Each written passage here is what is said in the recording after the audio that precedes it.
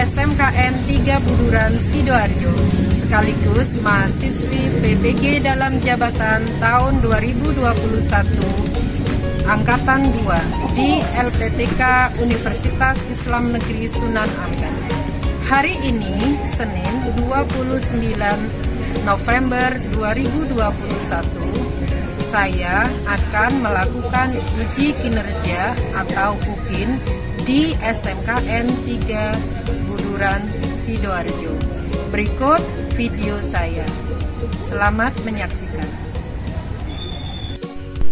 Pada kegiatan asinkronus, guru mengirim link pembelajaran, bahan ajar, LKPD, video sumber belajar, dan evaluasi pembelajaran melalui aplikasi Google Classroom pagi sebelum pembelajaran dimulai. Sedangkan untuk kegiatan sinkronus, guru melakukan pertemuan tatap muka terbatas dengan menerapkan prokes COVID-19.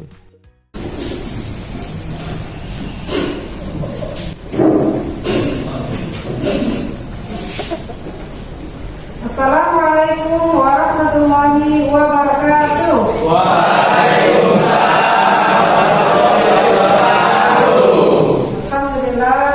Alhamdulillahirabbil alamin.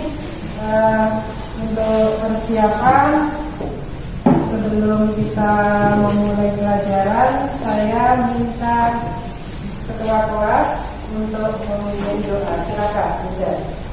Teman-teman, sebelum pelajaran dimulai, berdoa.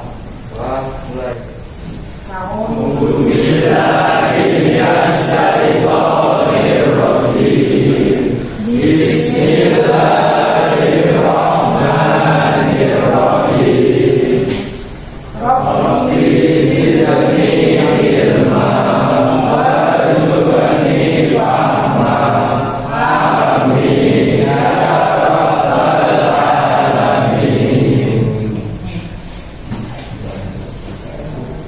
Alhamdulillah, kita sudah membaca doa ya.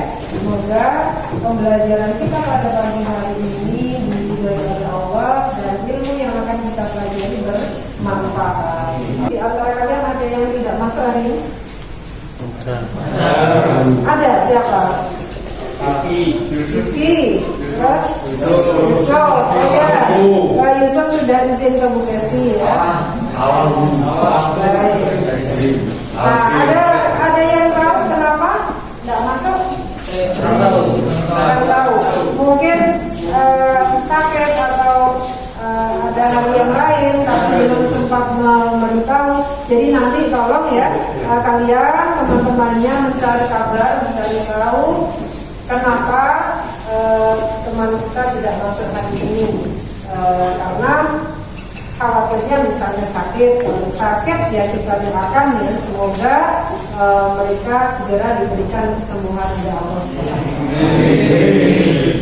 Baik, kelihatannya kalian ini masih tampak loyo ya, tampak letih.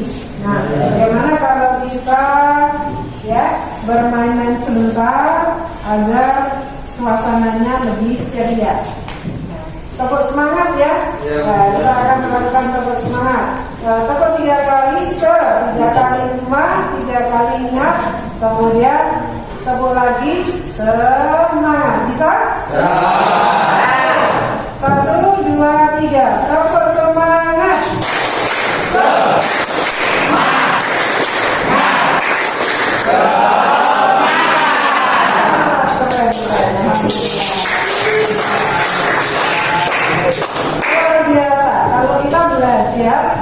Pagi-pagi badan kita itu sudah diisi dengan makanan ya, kemudian tentunya badan sudah segar ya.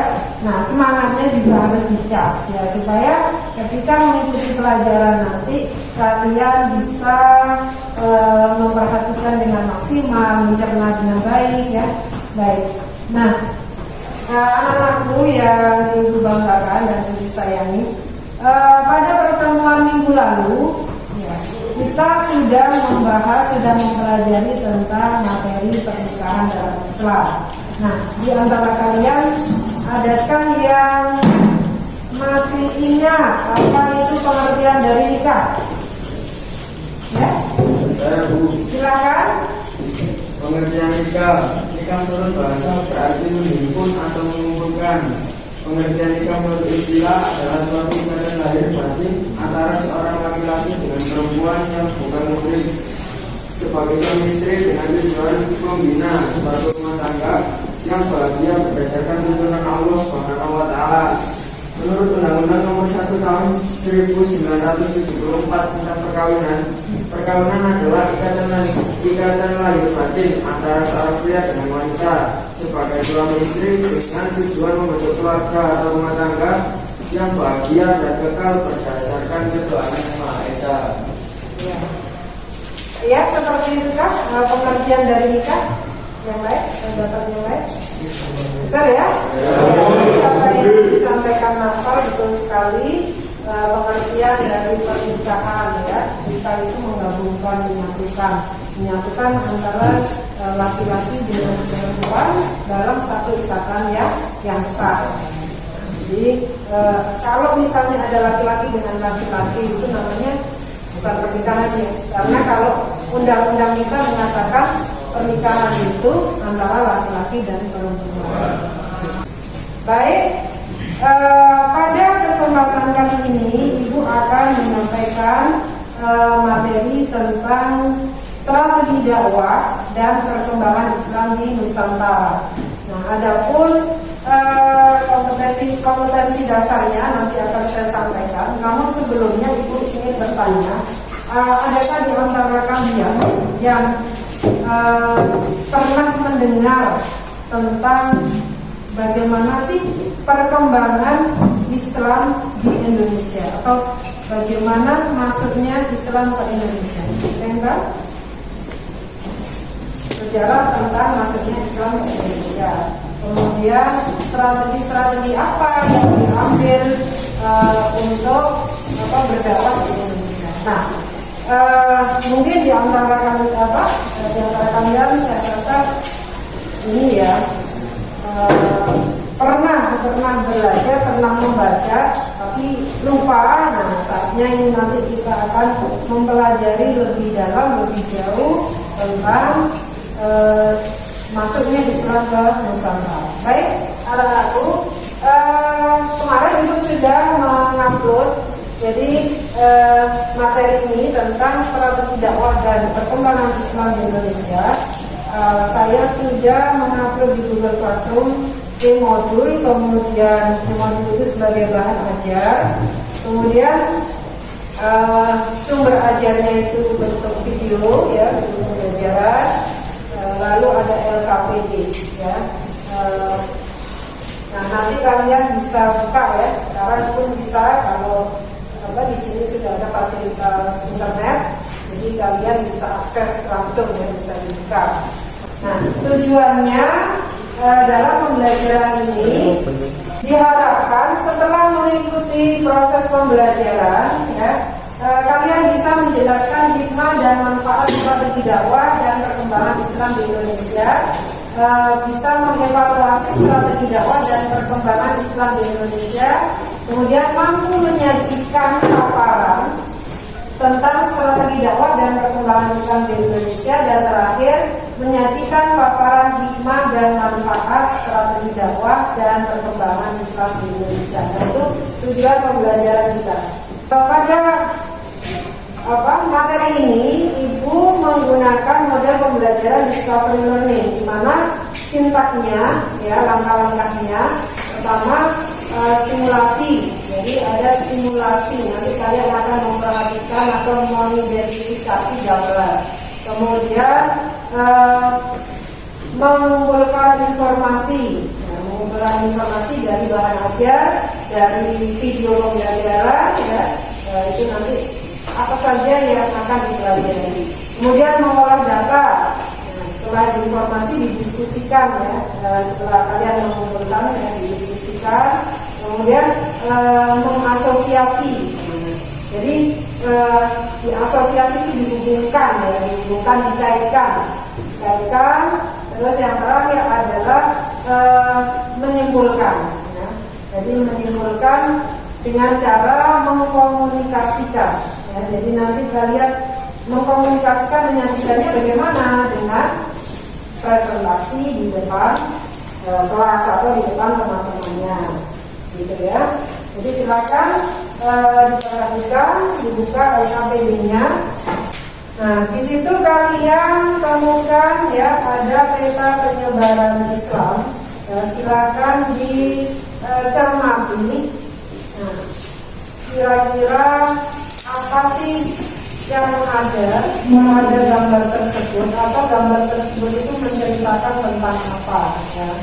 Kita penyebaran Islam abad 1. Nah, di situ bersamaan dengan 9 tahun Rasulullah berdakwah secara terbuka, sekitar tahun 625 Masehi telah ada sebuah perkampungan Arab Islam di Barus, yaitu di pesisir Sumatera. Nah, itu nanti kalian coba cari atau kumpulkan informasinya.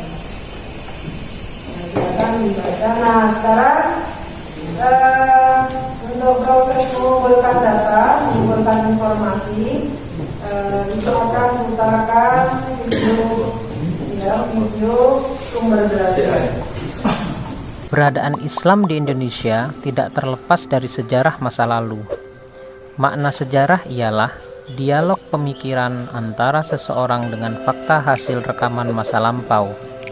Semestinya, fakta itu harus disusun sejujur mungkin, sehingga tidak terjadi kebenaran semu atau pemutarbalikan makna suatu peristiwa. Kita menyadari bahwa ahli sejarah asing ketika berbicara tentang Islam menghasilkan pendapat yang cenderung subjektif. Hal ini disebabkan karena beberapa faktor berikut.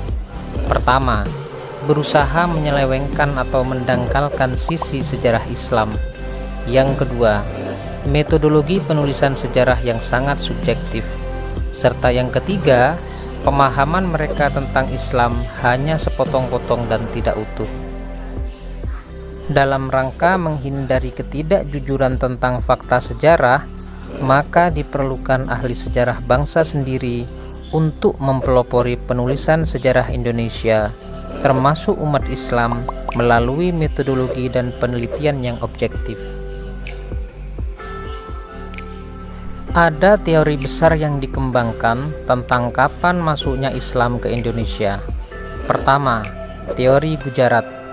Islam dipercayai datang dari wilayah Gujarat, India, melalui peran para pedagang India Muslim pada sekitar abad ke-13 Masehi. Yang kedua, teori Makkah. Islam dipercaya tiba di Indonesia langsung dari Timur Tengah melalui jasa para pedagang Arab Muslim sekitar abad ke-7 Masehi. Dan yang ketiga, teori Persia. Menurut teori ini, Islam tiba di Indonesia melalui peran para pedagang asal Persia yang dalam perjalanannya singgah ke Gujarat sebelum ke Nusantara pada sekitar abad ke-13 Masehi. Secara ilmiah, teori Makkah yang menyatakan Islam masuk ke Nusantara lebih awal lebih penting untuk dibuktikan. Jika bukti-bukti teori Makkah telah dianggap memadai dan ilmiah, maka teori lain yang menyatakan kedatangan Islam sekitar abad ke-13 Masehi tidak perlu lagi untuk dibuktikan. Berikut beberapa uraian terkait dengan beberapa bukti yang mendukung teori Makkah. Pertama, menurut sejumlah pakar sejarah dan arkeolog, jauh sebelum Nabi Muhammad SAW menerima wahyu, telah terjadi kontak dagang antara para pedagang Cina, Nusantara, dan Arab. Yang kedua, hasil penelitian arkeolog di Australia University menemukan bukti yang menunjukkan bahwa sebelum abad ke-5 Masehi, beberapa jalur perdagangan utama telah berkembang menghubungkan Kepulauan Nusantara dengan Cina. Yang ketiga, adanya jalur perdagangan utama dari Nusantara, terutama Sumatera dan Jawa, dengan Cina juga diakui oleh beberapa sejarawan. Yang keempat, ditemukannya perkampungan Arab Muslim di Barus pada abad ke-1 Hijriah atau 7 Masehi. Berdasarkan sebuah dokumen kuno asal Tiongkok yang menyebutkan bahwa sekitar tahun 625 Masehi di pesisir pantai Sumatera sudah ditemukan sebuah perkampungan Arab Muslim. Yang kelima, ditemukannya makam Fatimah binti Maimun di Leran Gresik pada abad ke-11 Masehi. Ini berarti jauh sebelum itu sudah terjadi penyebaran agama Islam, terutama di daerah pesisir Sumatera, karena yang menyebarkan Islam di Jawa adalah para mubalik dari Arab dan dari Pasai. Dari pembahasan tentang masuknya Islam ke Nusantara, dapat dipahami bahwa masuknya agama Islam ke Indonesia terjadi secara periodik dan tidak sekaligus. Berbagai kajian dan literatur menyebutkan setidaknya terdapat beberapa kegiatan yang digunakan sebagai kendaraan atau sarana dalam penyebaran Islam di Indonesia. Di antara sarana-sarana tersebut adalah sebagai berikut. Pertama, perdagangan. Pada tahap awal, saluran yang dipergunakan dalam proses Islamisasi di Indonesia adalah perdagangan. Hal itu dapat diketahui melalui adanya kesibukan lalu lintas perdagangan pada abad ke-7 Masehi hingga abad ke-16 Masehi. Yang kedua, perkawinan. Dari aspek ekonomi, para pedagang muslim memiliki status sosial ekonomi yang lebih baik daripada kebanyakan penduduk pribumi. Hal ini menyebabkan banyak penduduk pribumi, terutama para wanita, yang tertarik untuk menjadi istri-istri para saudagar muslim. Yang ketiga, pendidikan. Proses Islamisasi di Indonesia juga dilakukan melalui media pendidikan. Para ulama banyak yang mendirikan lembaga pendidikan Islam berupa pesantren. Pada lembaga inilah, para ulama memberikan pengajaran ilmu keislaman melalui berbagai pendekatan sampai kemudian para santri mampu menyerap pengetahuan keagamaan dengan baik. Yang keempat, tasawuf. Jalur lain yang juga tidak kalah pentingnya dalam proses Islamisasi di Indonesia adalah tasawuf. Salah satu sifat khas dari ajaran ini adalah akomodasi terhadap budaya lokal, sehingga menyebabkan banyak masyarakat Indonesia yang tertarik menerima ajaran tersebut. Yang kelima, kesenian. Saluran Islamisasi melalui kesenian yang paling terkenal adalah melalui pertunjukan wayang. Seperti diketahui bahwa Sunan Kalijogo adalah tokoh yang paling mahir dalam mementaskan wayang. Serta yang keenam, politik. Di Maluku dan Sulawesi Selatan, kebanyakan rakyat masuk Islam setelah rajanya masuk Islam terlebih dahulu. Pengaruh politik raja sangat membantu tersebarnya Islam di wilayah ini. Setelah agama Islam menyebar di Nusantara, Islam juga mengalami perkembangan yang sangat pesat. Mari kita perhatikan uraian berikut. Pertama, perkembangan Islam di Sumatera. Tempat mula-mula masuknya Islam di Pulau Sumatera adalah pantai barat Sumatera. Dari sana berkembang ke daerah-daerah lainnya. Pada umumnya, buku sejarah menyebutkan bahwa perkembangan agama Islam bermula dari Pasai, Aceh Utara. Yang kedua, perkembangan Islam di Kalimantan, Maluku, dan Papua. Di Pulau Kalimantan, agama Islam mula-mula masuk di Kalimantan Selatan dengan ibu kotanya Banjarmasin. Pembawa agama Islam di Kalimantan Selatan ini adalah para pedagang bangsa Arab dan para mubalik dari Pulau Jawa. Kemudian sejak abad ke-15, antara tahun 1400 sampai 1500 Masehi, Islam telah masuk dan berkembang di Maluku. Pedagang yang beragama Islam dan para ulama atau mubalik banyak yang datang ke Maluku sambil menyiarkan agama Islam. Adapun perkembangan agama Islam di Papua berjalan agak lambat. Islam masuk ke Irian terutama karena pengaruh raja-raja Maluku, para pedagang yang beragama Islam, dan ulama atau mubalik dari Maluku. Yang ketiga, perkembangan Islam di Sulawesi. Pada abad ke-16, Islam telah masuk ke Sulawesi yang dibawa oleh Datuk Ribandang dari Sumatera Barat. Daerah-daerah yang mula-mula dimasuki Islam di Sulawesi Selatan adalah Goa, sebuah kerajaan di Sulawesi Selatan. Yang keempat, perkembangan Islam di Nusa Tenggara. Sebagaimana daerah lain, pada tahun 1540 Masehi, agama Islam masuk pula ke Nusa Tenggara. Masuknya agama Islam ke Nusa Tenggara dibawa oleh para mubalik dari Bugis dan dari Jawa. Serta yang kelima, perkembangan Islam di Pulau Jawa. Agama Islam masuk ke Pulau Jawa kira-kira pada abad ke-11 Masehi, yang dibawa oleh para pedagang Arab dan para mubalik dari Pasai. Tempat yang mula-mula dimasuki Islam di Pulau Jawa yaitu daerah-daerah pesisir utara Jawa Timur. Agama Islam di Pulau Jawa berkembang sangat pesat. Penyiaran agama Islam di Pulau Jawa dilakukan oleh para wali yang berjumlah 9 yang kemudian dikenal dengan Wali Songo. Setelah kita mempelajari penyebaran perkembangan Islam di Indonesia, mari kita perhatikan beberapa kerajaan Islam yang ada di Indonesia. Pertama, Samudra Pasai. Samudra Pasai adalah kerajaan Islam yang dipandang sebagai kerajaan Islam pertama di Indonesia. Akan tetapi, jika dikaitkan dengan dua kerajaan sebelumnya, yakni Kerajaan Jumpa dan Kerajaan Perlak, maka Kerajaan Samudra Pasai adalah kelanjutan dari Kerajaan Islam Perlak. Yang kedua, Kerajaan Aceh. Kerajaan Aceh didirikan oleh Sultan Ibrahim yang bergelar Sultan Ali Mughayat Shah atau disebut juga Sultan Ibrahim. Kerajaan Aceh mencapai masa keemasan pada masa pemerintahan Sultan Iskandar Muda. Selanjutnya, Sultan Iskandar Muda digantikan oleh menantunya, yakni Sultan Iskandar Thani. Yang ketiga, Demak. Kesultanan Demak didirikan oleh seorang adipati yang bernama Raden Patah. Untuk menghadapi Portugis, armada Demak dipimpin oleh Pati Unus, putra Raden Patah, yang melancarkan serangan terhadap Portugis di Malaka. Yang keempat, Pajang. Pendiri Kesultanan Pajang adalah Adiwijaya. Setelah Sultan Adiwijaya meninggal, seharusnya Pangeran Benawa yang menduduki tahta Pajang. Akan tetapi, ia disingkirkan oleh Arya Pangiri, putra Pangeran Prawata. Yang kelima, Mataram Islam. Mataram merupakan hadiah dari Adiwijaya kepada Ki Ageng Pemanahan, karena ia telah berjasa membantu Adiwijaya menaklukkan Arya Penangsang. Ketika Ki Ageng Pemanahan meninggal, Mataram dipegang oleh putranya Sutawijaya. Yang keenam, Cirebon.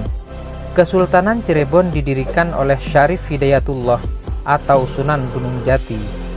Dengan bantuan Fatahillah, Kesultanan Cirebon dapat meluaskan kekuasaannya, yakni meliputi Jayakarta dan Pajajaran.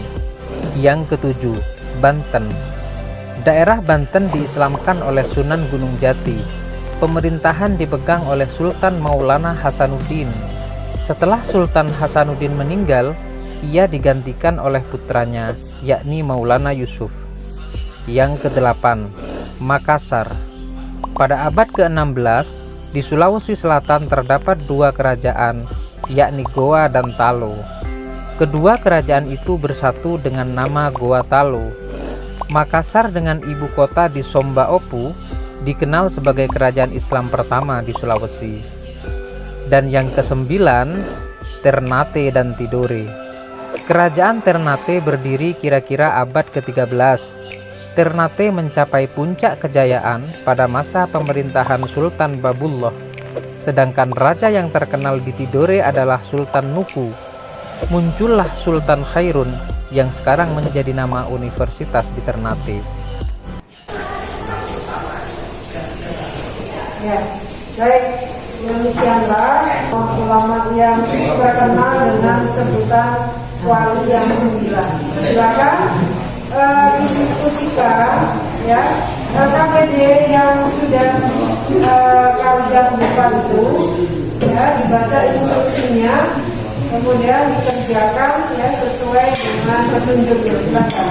Saya beri waktu 10 menit untuk mengerjakan. Saya akan menyampaikan hasil diskusi dari kelompok kami. Dari berbagai macam teori tentang masuknya Islam di Indonesia, teori mana yang paling kuat jelaskan dan beserta bukti-buktinya. Setelah menganalisis dari sekian teori tentang masuknya Islam di Indonesia, kelompok kami menentukan bahwa teori Arab atau teori Mekah yang paling kuat. Hal ini ditunjukkan dengan bukti-bukti. 1. Adanya perkampungan Islam di Barus, Sumatera Barat. 2. Bukti arkeologis di Barus, sebuah makam kuno di Kompleks Pemakaman Mahdigai, Barus. Pada salah satu batu nisannya tertulis nama Syekh Rukunuddin yang wafat pada tahun 672 Masehi. Ketika munculnya kerajaan Islam pertama, yaitu kerajaan Samudra Pasai. Sekian dari saya, dari kelompok 1. Wassalamualaikum warahmatullahi wabarakatuh. Bagaimana menurut kelompok yang lain? Apakah jawaban dari kelompok 1 sudah tepat? Sudah tepat ya. Lengkap, ya, tepat, lengkap dan sempurna. Baik, kita berikan aplaus untuk kelompok 1. Selanjutnya silakan kelompok 2. Salah satu yang mewakili. Assalamualaikum warahmatullahi wabarakatuh.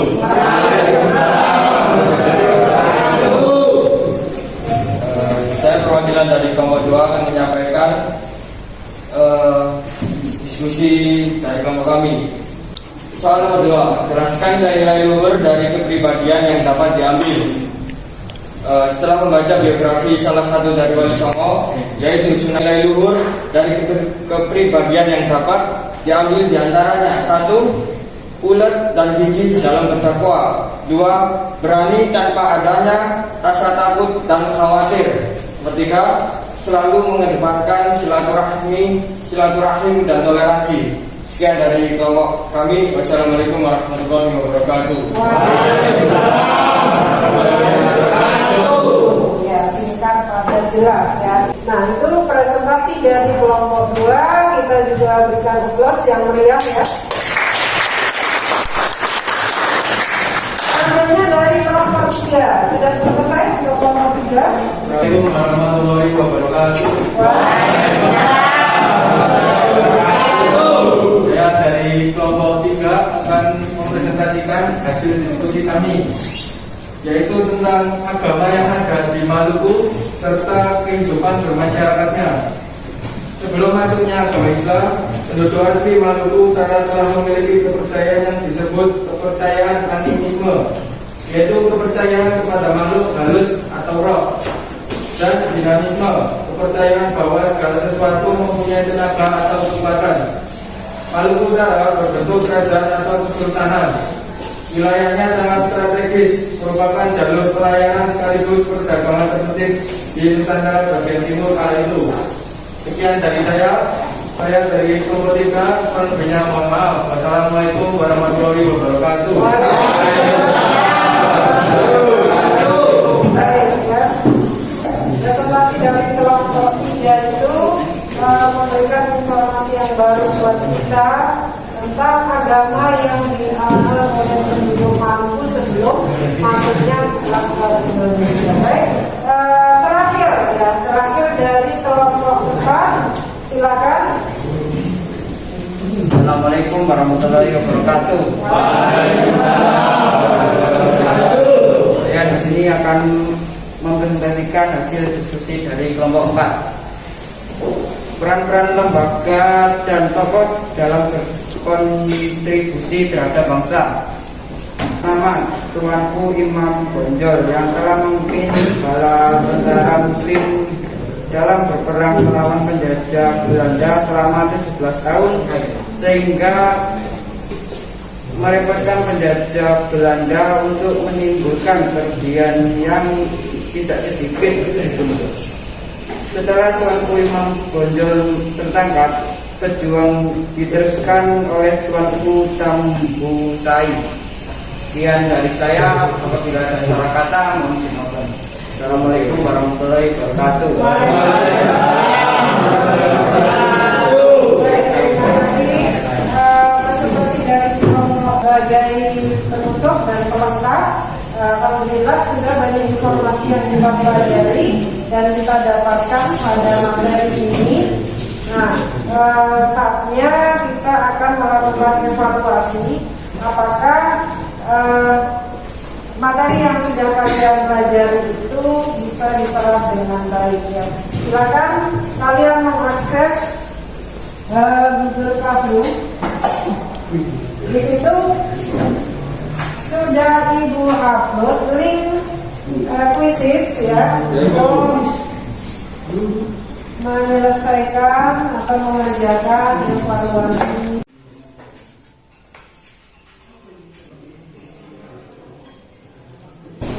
Baiklah ya, kalian sudah melakukan evaluasi di mana tadi banyak di antara kalian yang mendapatkan skor 100 dan tidak ada yang 75. Nah, bagi yang nilainya masih di bawah KKM ya, jangan putus asa, jangan patah semangat, tetap belajar ya. Kita belajar, dibaca lagi, nanti itu akan memberikan remedial. Kemudian yang nilainya sudah bagus, bersyukurlah, alhamdulillah. Kemudian ada untuk pengayaan ya, jadi semangat nanti saya beri materi pengayaan supaya pemahaman kalian semakin luas. Terakhir ya, mari kita simpulkan bersama. Jadi materi yang sudah kita pelajari tentang dakwah Islam di Nusantara, antaranya satu teori apa? Palestina, ada sejarah, ya, teori Palestina, teori Persia. Satu lagi apa? Teori Arab sama teori makan sama. Jadi dari masing-masing teori yang telah diutarakan ada yang abad 17, ada abad 13, ada abad 11. Ya. Nah, yang paling awal itu adalah teori Mekah pada abad 7, di mana ketika teori Mekah ini sudah bisa menunjukkan bukti-bukti yang itu bisa diterima, artinya maka teori yang lain itu sudah tidak berlaku karena ternyata Islam sudah masuk ke Indonesia pada abad ke-7 ya. Dan bukti yang paling konkret, yang paling nyata adanya perkampungan Muslim di Barus ya, di Sumatera. Kemudian yang kita pelajari lagi tentang strategi dakwah ya. Strategi dakwah mereka para dai yang menyebarkan Islam di Indonesia diantaranya dengan cara apa? Berdagang, kemudian cara pernikahan ya, menikah, kemudian terus kesenian dan tasawuf. Nah itu strategi-strategi yang diambil sehingga Islam diterima di Indonesia itu dengan terbuka ya, dengan mudah, sehingga banyak orang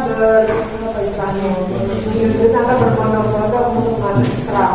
Jadi begitu cepat, begitu masif dan didukung oleh dai-dai yang hebat ya. Di antaranya kalau di Jawa ya, dai-dai itu yang dikenal dengan Wali Songo ya, wali yang 9. Nah, mereka berdakwah di seluruh Jawa, bahkan ke luar Jawa juga ya, dakwah mereka. Nah, penyebaran Islam itu hampir merata ya di Indonesia. Pertama itu di daerah Sumatera, kemudian di Jawa itu sendiri ya, Jawa itu menyebar ya dari Jawa Timur sampai Barat, kemudian sampai ke Kalimantan ya, di Banjarmasin ya, kemudian sampai Maluku, sampai Papua, yang menyebar waktu itu dan kita bisa merasakan hasil dakwah dari para pendahulu ya, para penyebar dakwah yang awal-awal itu kita bisa menjalankan Islam di Indonesia ini dengan aman ya. Tugas kita sebagai Muslim ya, menyebarkan Islam itu dengan sopan, dengan akhlak yang baik ya, tidak memaksa, tidak mengintimidasi. Nah, sampaikan dengan hikmah ya, dengan bijaksana, kemudian berikan contoh-contoh yang niscaya mereka itu akan tertarik untuk masuk Islam dengan perilaku dan akhlak kita yang baik. Jadi itu kesimpulan materi kita pada hari ini. Semoga apa yang sudah kita pelajari ini bermanfaat ya, dan kita bisa menerapkannya dalam kehidupan kita sehari-hari. Baik, untuk ya saya beritahukan untuk minggu depan kalian akan melakukan PAS ya, penilaian akhir semester. Jadi disiapkan betul-betul agar nilainya bisa maksimal. Nah di akhir kembali lagi untuk menutup pelajaran, saya minta udah untuk memimpin doa. Silakan. Kalau bukunya ditutup ya, kita berdoa. Sebelum kita mengakhiri pelajaran hari ini, hendaklah kita berdoa agar proses pembelajaran hari ini menjadi ilmu yang bermanfaat. Kita mulai.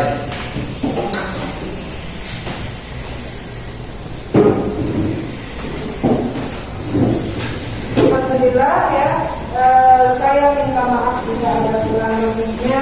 Tetap semangat dan juga jangan lupa tetap jaga kondisi ya. Meskipun pandemi ini sudah mulai mereda, namun ya tidak ada salahnya kita tetap harus waspada ya. Waspada dan musim hujan ini sudah mulai sering ya, supaya kita juga terhindar dari penyakit-penyakit yang biasanya karena pancaroba ya. Jadi tetap jaga kesehatan. Kita tetap dengan hamdalah dan doa kepada majelis. Alhamdulillahirabbil alamin. Subhanallahumma wa bihamdika